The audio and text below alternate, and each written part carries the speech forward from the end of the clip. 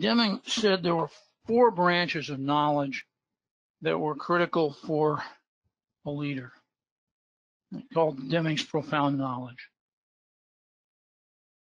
Laws of variation. Most people, particularly when I first went to Deming seminars, most people thought that quality was about statistics. And certainly it was important, but it's far from being about statistics. The second area of profound knowledge is the theory of systems. The third part is one that people don't enjoy too much. It's the theory of knowledge. It's a little dense. It comes from philosophers, not from psychologists. And but it's important because it really tells you how you can decide what you know and what you don't know. But the fourth branch is psychology.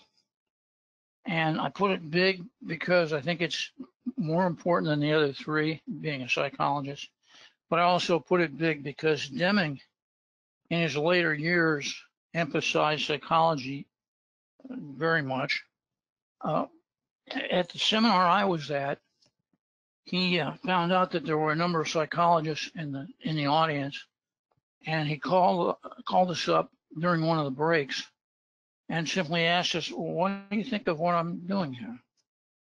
You know, we mumbled and stumbled and didn't say much that was important, but he instituted a session at his seminars after that. It was an evening session, and he would attend as in the audience. And the session would be on the psychology of change, and it would be led by a psychologist, usually Ed Baker, who was at that time director of quality at Ford, but who had a doctorate in psychology. So Deming became more and more interested in psychology. Unfortunately, psychology wasn't very developed during Deming's lifetime. There were huge changes in psychology subsequent to his death. And Marty Seligman, who's a dear friend of mine, we were graduate school buddies, and Martin is probably one of the 2 foremost psychologists in the world right now. He discussed in his autobiography the transformation of psychology, and most of it is subsequent to Deming's death. This was wonderful. Probably most of you would be very happy with this. Psychology abandoned behaviorism to embrace cognition and consciousness, and that was in 2002. We learned that evolution in the brain constrain what we can learn. This is pretty deep, and most people don't understand this. It's important, but I'm not going to describe it here because it's not. I could take a half hour to give you the evidence that led to this.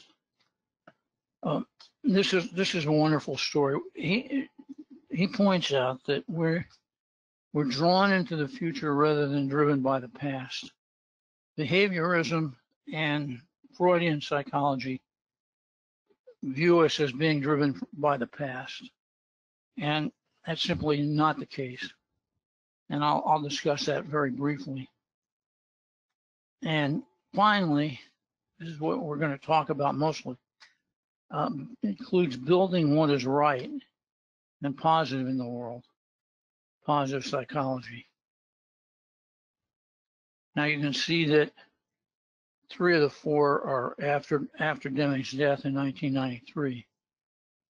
So these would have been powerful tools for his work, and unfortunately they came too late.